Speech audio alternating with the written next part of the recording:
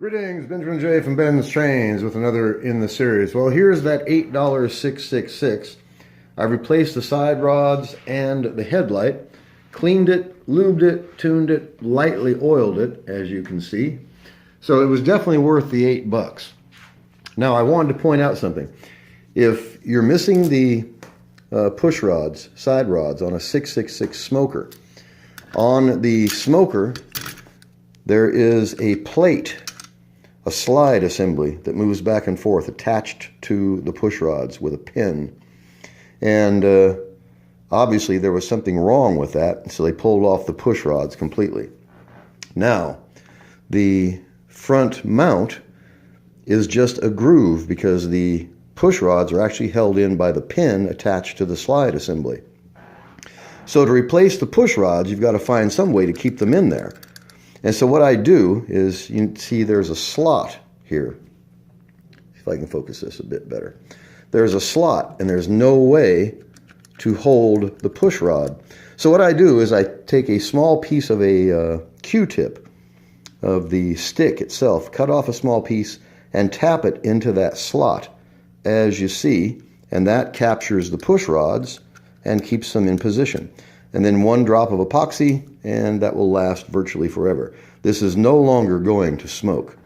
So anyway, I've got a new set of push rods on it. I've cleaned it, lubed it, tuned it.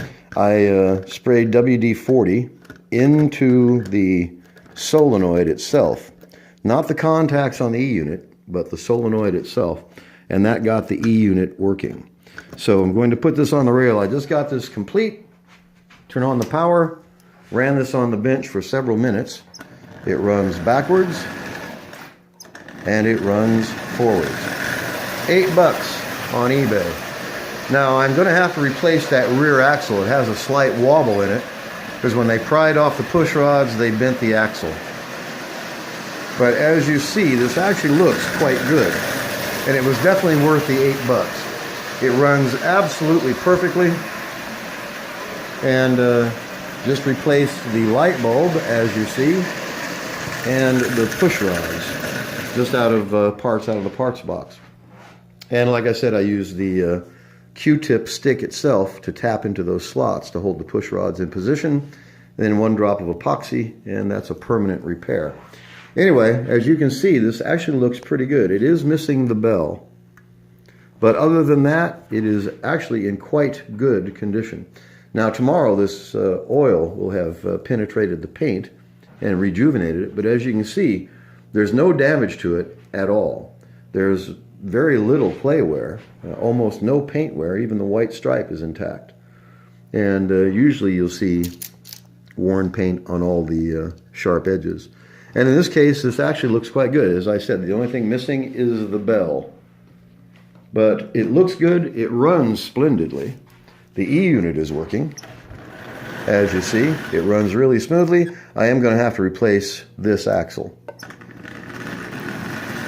But like I said, it was definitely worth the $8. So it just reinforces everything I say. Don't overlook the junk. A running Marx 666 in really decent condition was missing its push rods, and this has been here less than an hour. And is running just absolutely perfectly, as you see. So it looks nice, it runs well, it was really, really inexpensive. So as I always say, if you've got a supply of parts, you can fix anything you can find on eBay. Is it a prize? No, it isn't. Is it perfect? Nope, it isn't. The thing is, it's a running 666 and it cost $8. It's in really, really decent shape. It runs really well. So we'll just see how the E-unit performs over the next few hours. If it fails, I'll just bypass it. In the meantime, it's a good running 666. It looks nice. It was really, really inexpensive. Like I said, I bought it just for the parts. It has the front truck, the rear truck, the motor, the cowling. It's complete in every way. And before I cannibalize these things for parts, I always do my best to see what it would take to get them running. In this case, it took less than an hour.